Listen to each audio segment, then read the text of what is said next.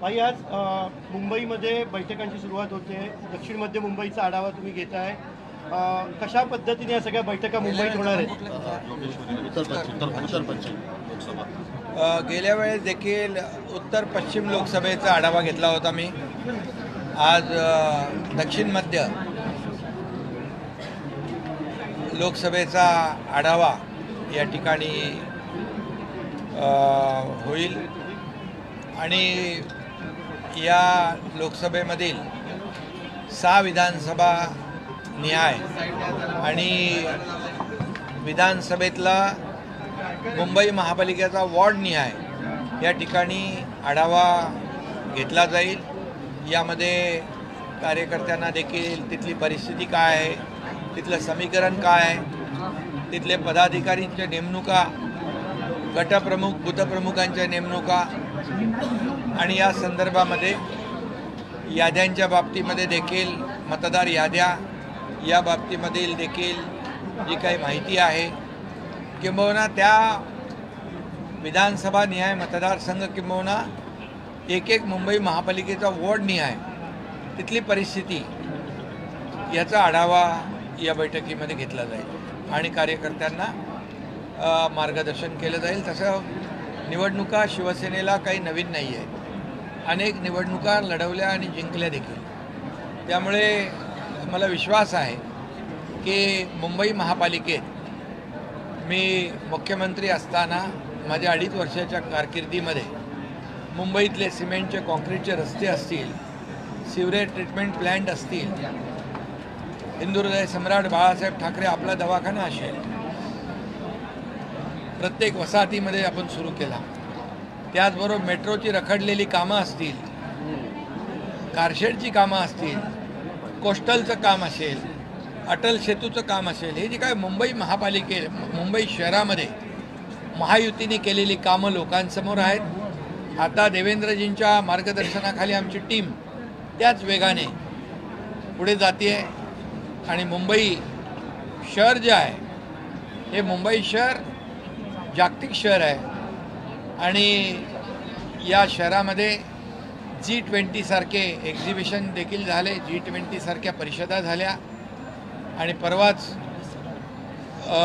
ब्रिटनचे UKचे प्रधानमंत्री देखील मुंबईला येऊन आदरणीय प्रधानमंत्री नरेंद्र मोदीजींच्या बरोबर काही करारनामे देखील केले आणि त्याला पहिल्यांदा मुंबईला प्राधान्य दिलं आणि म्हणून मुंबईचं जे वैभव आहे, मुंबईचं जे महत्त्व आहे हे किती मोठं आहे हे यावरून स्पष्ट होत आहे। त्यामुळे आम्ही केलेलं जे महायुतीने केलेलं काम 2.5-3 वर्षामध्ये, जसं त्याची आम्हाला पोचपावती विधानसभेच्या निवडणुकांमध्ये लँडस्लाईड विक्ट्रीने मिळाली, तशीच पोचपावती येणाऱ्या मुंबई महापालिकेच्या निवडणुकीमध्ये देखील महायुतीचाच भगवा फडकल्याशिवाय राहणार नाही हा विश्वास मला आहे।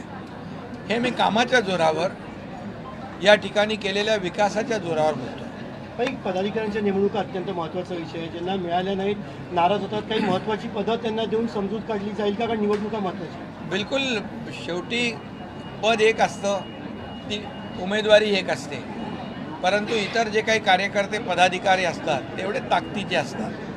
त्यामुळे निवडणुकांमध्ये तिकीट देत असताना किंबहुना संघटनेची पदं देत असताना काही लोकांना आपल्याला येणारी महामंडळं आहेत, कमिट्या आहेत, जिल्हा कमिट्या, राज्यस्तरीय कमिट्या, अनेक सरकार महायुतीचं आहे। त्यामुळे कार्यकर्त्यांना संधी नक्की मिळेल आणि या निवडणुकीमध्ये आमचा शिवसेना कार्यकर्त्यांचा पक्ष आहे। जो कार्यकर्ता चांगलं काम करतो तो पुढे जातो। काही दोन मुद्दे आहेत। एक, छत्रपती संभाजीनगरमध्ये मोर्चा आहे, त्याला MIMचा पाठिंबा घेऊन मोर्चा जो आहे तो निघतोय। दुसरं, महाविकास आघाडीचे नेते इलेक्शन कमिशनरला भेटणार आहेत, तिथे अबू आझमी सुद्धा त्यांच्यासोबत आहेत। इकडे MIM आणि ते अबू आझमी जवळ का घ्यावं लागतं? MIM काय, ते उद्या पाकिस्तानला सोबत घेतील निवडणुका जिंकण्यासाठी, त्यांचा काही भरोसा राहिलेला नाही आणि त्यामुळे पाकिस्तानचे झेंडे त्यांनी मागच्या निवडणुकीत नाचवलेच होते। दहशतवादी जे काही होते त्यांच्या कबरी देखील सजवण्याचं काम मागच्या वेळेस त्यांनी केलं होतं। त्यामुळे त्यांना निवडणुका जिंकण्यासाठी जे जे काही करता येईल ते करू शकतात, कारण त्यांनी बाळासाहेबांचे विचार 2019ला सोडलेले आहेत।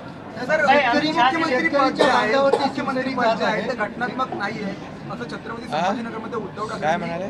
उपमुख्यमंत्री पदावरती टीका केलेली आहे की ते घटनात्मक नाहीये. जेव्हा मी मुख्यमंत्री होतो तेव्हाही ते म्हणत होते हे घटनाबाह्य पद आहे, हे घटनात्मक नाही, हे मुख्यमंत्रीपद यांचं जाणारच, आठवड्याने जाईल, महिन्याने जाईल, अशी 2.5 वर्ष ते सातत्याने मुख्यमंत्री पदावर देखील त्यांनी टीका केली.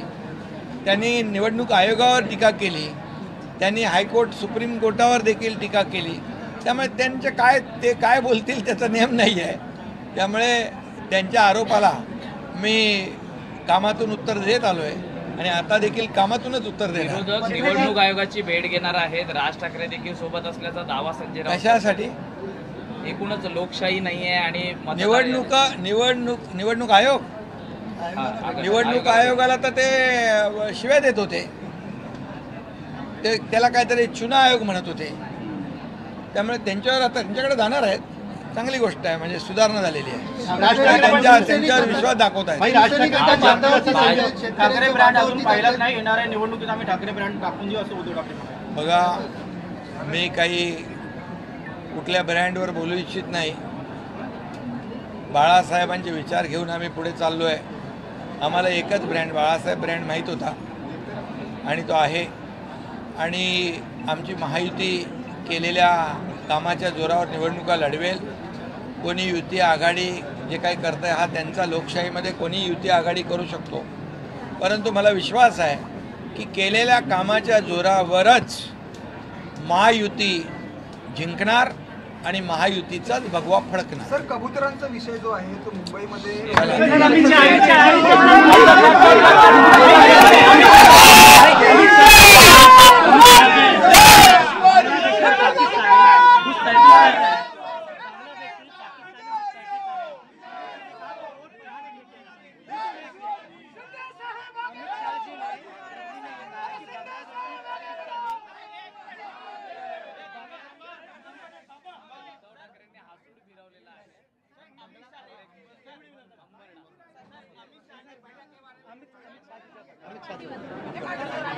उद्धव ठाकरेंनी छत्रपती संभाजीनगरमध्ये अंबरडा आणि आसूड याची मोर्चाची घोषणा केली होती. काय त्यांनी अंबरडा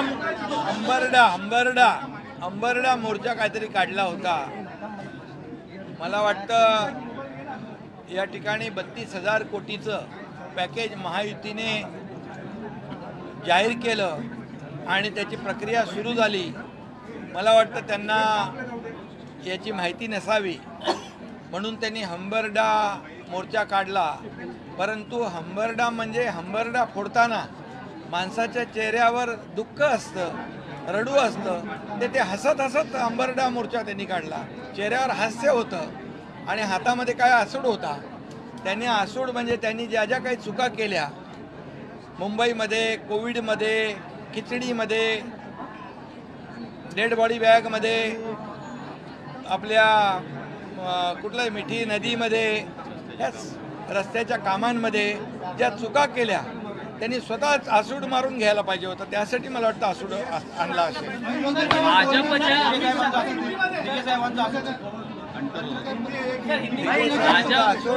अन्यायाविरुद्ध होता.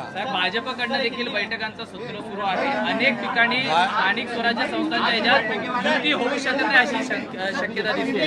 अमित शाह जी ने कहा है कि घुसपैठिए लगातार बढ़ रहे हैं, उसके मामले बढ़ रहे हैं, जिसकी वजह से मुसलमानों की संख्या भी बढ़ रही है. पाकिस्तान वोटर्स बढ़ रहे हैं, वोटर्स बढ़ाने का काम ये किया जा रहा है, ऐसा बयान. देखिए,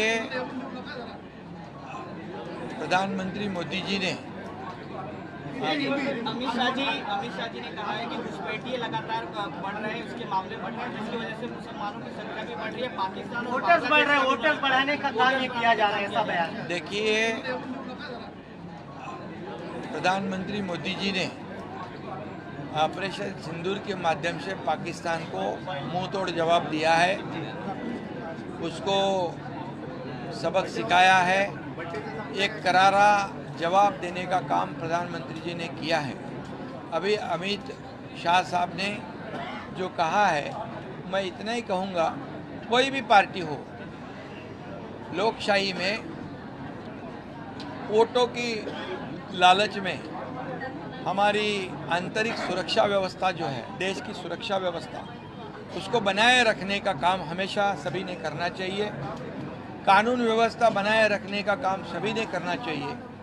और केंद्रीय गृह मंत्री ये सब सुरक्षा व्यवस्था, नक्सलवाद, ये आतंकवाद को ख़त्म करने में पूरी तरह सक्षम है।